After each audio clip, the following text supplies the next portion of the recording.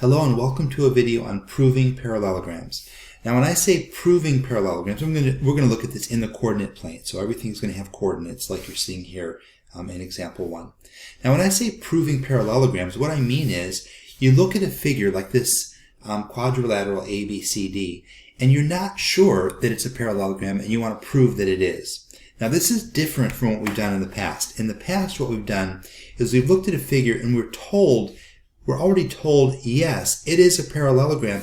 Therefore, these are all the things that you know. It's different. It's saying, I already know I have a parallelogram, so I'm going to see what the properties are. Now we're saying, I don't know if I have a parallelogram, but I do know some properties, so let's see if I'm right. Okay, that's the approach. So there's 3 different ways to do this. Okay, the first way is to see if both pairs of opposite sides are congruent. So looking at this figure, that would be saying that AB is congruent to DC and that AD is congruent to BC. If both of those are true, then this would have to be a parallelogram. All right, now when they're congruent, that means their lengths are equal. So what we're going to look at is 2 things. Is AB, the length of AB, equal to the length of DC? And number 2, is the length of AD equal to the length of BC?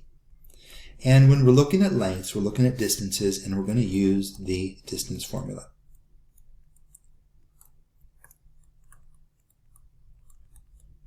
Okay? The second method is not about distance, it's all about slope. And what we want to know in this one is more about the definition of parallelogram. So what we're asking here is are both pairs of opposite sides parallel to each other? So in other words, is AD parallel to BC? And is AB parallel to DC? So we're asking here is if AD is parallel to BC and AB is also parallel to DC, then that's the definition of a parallelogram. When we want to know if 2 lines are parallel to each other, we need to find their slope. So this would be the slope formula. And the third way to find out to determine for sure that parallelograms are, that figures are in fact parallelograms, is to take one of the 2 pairs of sides. So for example, this pair, and say if these are parallel and the same sides are also congruent to each other, then the other sides will be forced to be parallel too. So in this case, we're looking at 2 different things, and we pick either pair of sides. I could have picked these also. I could have said if these are parallel to each other and also congruent, that would work too. But we're just going to pick one pair of sides. So it doesn't matter which one. So I'm going to pick AB. So I'm going to say if AB, the length of AB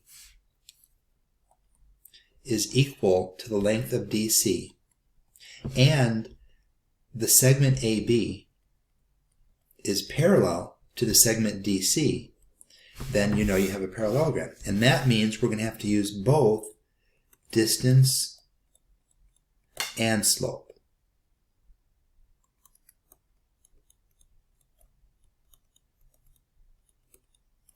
Okay, so there's 3 different ways you can prove parallelograms given that you have a set of 4 points that are the vertices. Okay, so let's take a look. So in the first 2 examples, and I'm going to do just one of these, I'm going to do example 1. In these 2 examples, though, determine whether it's a parallelogram using the distance formula. So in other words, here, we're going to focus on the first of the 3 methods, and I always like to draw this out, and I like to label things as I go along here. So I'm going to make a drawing, and I don't really know whether or not I'm drawing a parallelogram, but I'm going to make it look like one. And I don't really know where to start with A. So I can start anywhere, but I'm going to put it here. But what I do know is that the way that the points are going to be given will be going around directly like A, B, C, D. It's not going to go like A, C, B, D. It's going to go A, B, C, D. And again, it doesn't even matter which direction. If you want to take this into even more detail, you can by getting some graph paper and actually plotting it and looking at it, but we don't need to do that. It's not really necessary for what we're doing. We're just going to use the distance formula for all 4 of these.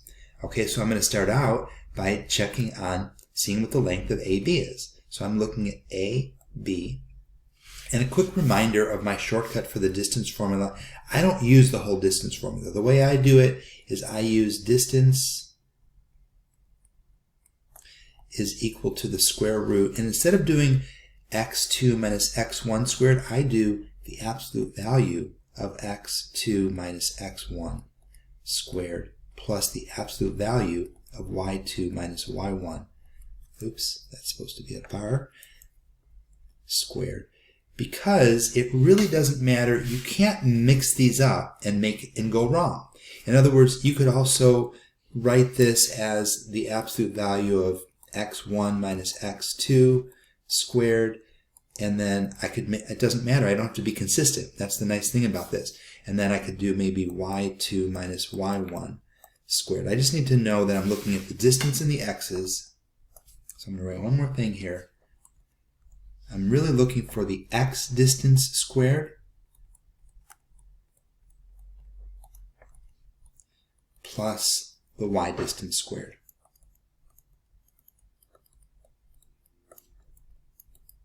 Okay? So that's how I think of it. So I'm not gonna say, this is gonna be x1, this is gonna be x2 and do it that way. I'm just gonna break it down using those distances. So I'm looking at a and b. So the length AB is just the square root of the x difference, which is from -7 to 1, that's 8 squared, plus the y distance, which is 4 to 2, and that's 2 squared. All right, that's 64, and that's 4, so this is just the square root of 68. All right, so I'm going to label it square root of 68. Now let's check the one across from it, because the one across from it, DC, that's the one that I want to know if it has the same length. So I'm going to check now CD or DC. Okay, same thing. So CD is equal to, and now I'm looking at the x's first, so here, and 9 and 1, they're 8 apart, so that's 8 squared. And then the distance in the y's, -8 and -6, are 2 apart, so that's 2 squared. Same numbers, same answer, square root of 68. So far, this is a possibility for being a parallelogram. We just need to check the other two sides. So let's go ahead and check these sides. So let's find AD now. AD, the length of AD. So I'm focusing on A and D. I always like to circle them or do something, point to them, something to make sure that I know which ones I'm looking at. All right, so I've got AD. So the difference in the x is -7 to 1. Those are 8 units apart, so that's 8 squared. The difference in the y is 4 and -6. Well, we have to think of how far is 4 from -6 on the number line, and it's 10 units apart. So this is 64 and this is 100. So this is the square root of 164. Now we don't have to simplify the radicals, we just need to know what the numbers are. So that's square root of 164. Let's try BC. So BC, I'm focusing on this one, B, and this one, C. All right, so we have the square root of the difference between 1 and 9 is 8. The difference between 2 and -8 is 10. So that's another same number, square root of 164. So they are all exactly what we want them to be. Both pairs of opposite sides are congruent. Oops, I forgot the 1 there. All right, so what we have here is a parallelogram. So this is yes, this is a parallelogram.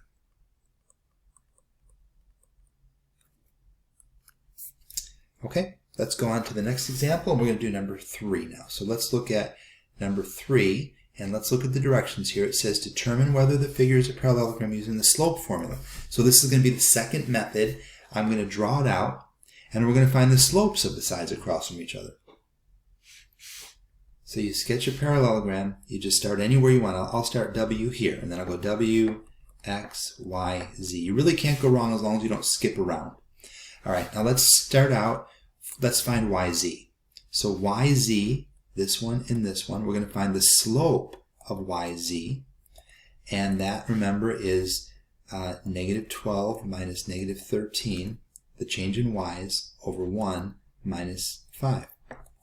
So negative 12 minus negative 13 is actually positive 1. 1 minus 5 is negative 4.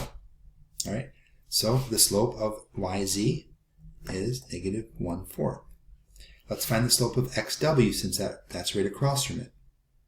So the slope of xw is equal to, now I'm just going to circle the x and the w, so here and here. So the change in y, which is negative 6 minus negative 4, be careful with all those negatives, negative 6 minus negative 4 over 1 minus negative 7. And that is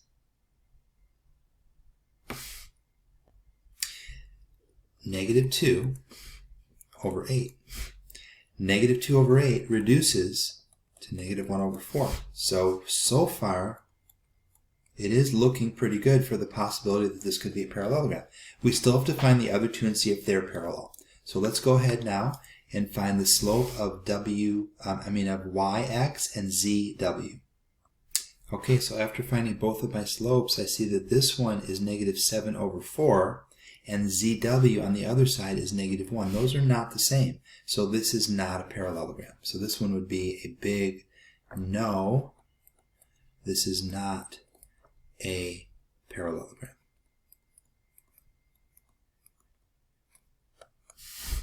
All right, and the last one, the directions say to look at the distance and the slope. So let's do number 6, and we're going to use the distance and the slope. So let's start out by drawing a parallelogram. Again, we can start this anywhere we want, but we have to go STUV. So let's go STUV. And we're going to pick a side now, whichever opposite sides we want. And I'm going to choose top and bottom. So I'm going to choose this one up here and this one down here. And what I want to know is SV congruent to UT, and is SV have the same slope as UT?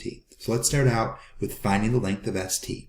So ST has a length of, and I'm doing S and T, so it's going to be the square root, because we have to do the distance first. And I have 1 to 10, that's a difference of 9.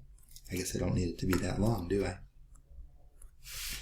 And then 5 and 7 has a distance of 2. So that's 81, and 4, that's the square root of 85. All right, let's find UT.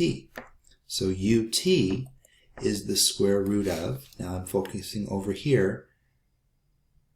No, I just found ST, so I guess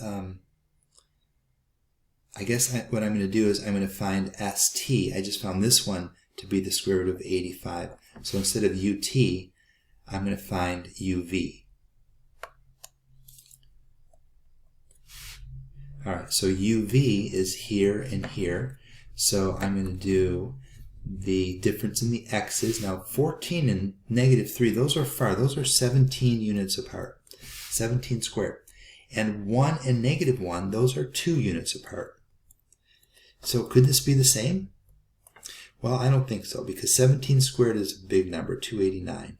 And plus 4 is the square root of 293. So the one across from that square root of 85 is not the same length. Square root of 293. Therefore, this is definitely not a parallelogram. So this is no, not a parallelogram. All right, so just for fun, I'm going to show you the answer to the other part that you would do, which is to check the slope of the same two sides. Okay, so you can see that had we found the slope first instead of the distance, we'd still get something that's not a match. So we definitely don't have a parallelogram here. The slopes are different. The opposite sides have the different length, the different slope, not a parallelogram. Okay, I hope you found this video helpful. Remember, there's 3 ways, 3 things you can look for, and you do have to look at the directions. In your practice, you're going to do one of each type.